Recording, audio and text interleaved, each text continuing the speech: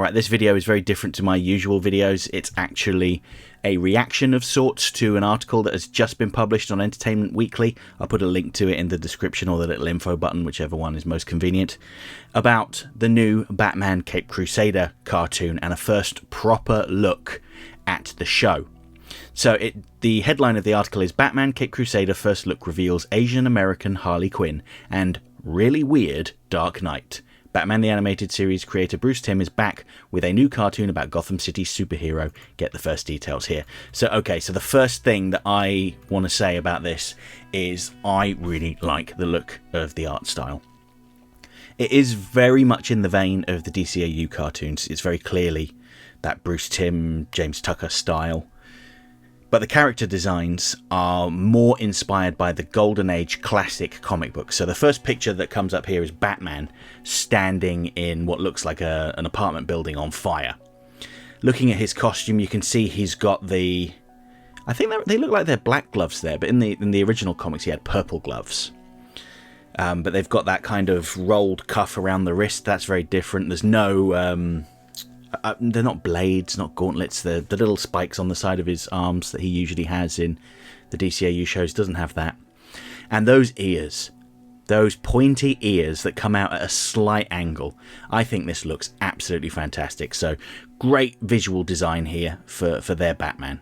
So the next image we have, I initially thought it was Lucius Fox, but the caption says it's Commissioner Gordon. So they're doing something similar to The Batman, where Commissioner Gordon is African American. And I think that's quite interesting, particularly as this seems to be set in the 1940s. It could be its own version of, a world inspired by the 1940s, much in the same way that BTAS was. But there are some interesting storytelling opportunities there, having an African American in a position of power during a not so tolerant period in history. So yeah, I think this looks good. No concerns here from me. Now, this next design is probably going to be the most contentious one, and this is Harley Quinn. So one of the things that Bruce Timm talks about this design of Harley Quinn, or this version of Harley Quinn, I should say, is that the show characterizes her as Asian American and also separates her from her longtime partner in crime, obviously the Joker. Now that suggests to me that we might not see the Joker in this show, which is a very interesting choice considering how prominent the Joker is. What was the other show where the Joker wasn't in it? Beware the Batman, I think. And I liked Beware the Batman, by the way, the CGI show. I thought it was pretty decent. So it still seems that she is Harleen Quinzel. And Bruce Timm says that, I co-created the character, so I have a lot of love and affection for her, but I thought there might be something interesting about bringing her on the show, just not as Joker's girlfriend. So how do we do that? A big part was just to do a basic flip. The original Dr. Quinzel was a little bit more serious, and then when she became Harley, she got really goofy and weird. So we thought, what if we reverse that? When she's Dr. Quinzel, she's a little bit more whimsical and fun, and then she's Harley Quinn. She's scary. Another interesting fact here is that Dr. Quinzel is Bruce Wayne's psychiatrist. And instead of abandoning her day job after becoming the Jester-themed supervillain, this version of Harley uses psychiatry as a weapon. Which, yeah, is a very interesting take. There were, in BTAS, that you didn't really see Harley Quinn using her degree very often. She does use it quite a bit in the Harley Quinn animated series, but not so much as a weapon, more as like a way of understanding the characters around her and trying to help them overcome their issues.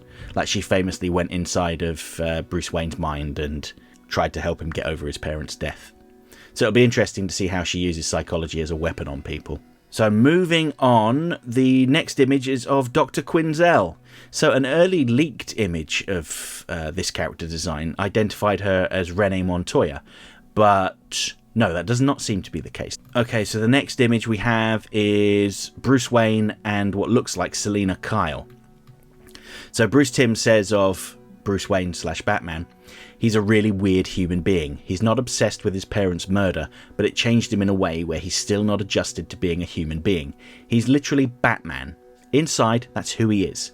Whenever he's Bruce Wayne, that's not just him with the mask off, that's him wearing a person suit. He's trying to pretend to be something that he's not. James Tucker added that the idea was to keep him so removed that no one knows who he is and no one knows what he's about. We try to wipe out the foregone conclusion that he's a hero, whether it's for the police, regular citizens of Gotham, or the viewers. So yeah, I think that's I keep saying this is an interesting idea. I mean, everything about this is going to interest me. Come on, you know the type of content I make and the things that I'm interested in. But that idea of Bruce Wayne being a mask was popularised by Kevin Conroy's Batman, so it looks like they're taking it a little bit further. And funnily enough, when Ed Brubaker was a writer on Batman, he, on the Batman comics I should say, one of his key storylines involved Bruce Wayne being convicted of a murder and Batman breaking out of jail and just deciding to dump the Bruce Wayne identity because he felt like it wasn't who he really was. Yeah, I mean, I enjoyed those comics, and I'll be interested to see how the idea plays out in the show. Alright, next we're going to move on to Catwoman.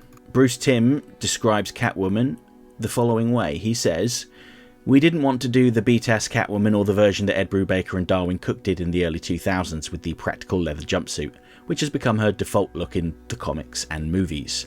That's great, I love that, but we wanted to do something different.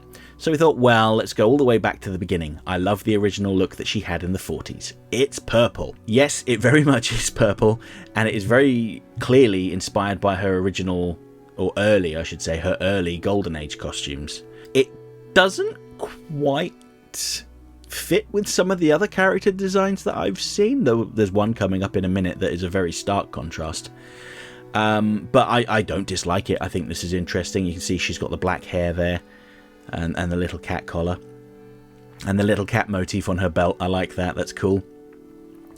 James Tucker cites Barbara Stanwyck's performance as the title character in The Lady Eve as the inspiration for Caped Crusader's Catwoman. "This Selina Kyle is playful and charming, though Batman and viewers underestimate her at their peril. That episode is very fun, but it also has moments that are really serious and dark," Tim said of Catwoman's appearance on the show. "It's the juxtaposition of those things that make the episode really cool." Yep, I can completely see that. I'm keeping an open mind about Catwoman. It's probably my least favourite of the designs so far, but I don't think it's bad by any means, and I'm certain it will be good. I'm fully prepared for them to blow me away. Alright, next we have to look at what I think is the best villain redesign of the bunch that has been shown so far, and that is Clayface. So when people think of Clayface, they'll think of the massive mud monster that can change shape and impersonate people. But the original Clayface, Basil Karlo, was an actor that wore a mask with that kind of looked like it was made out of clay and kind of drippy a little bit. And he would go around stabbing people. He was a murderer.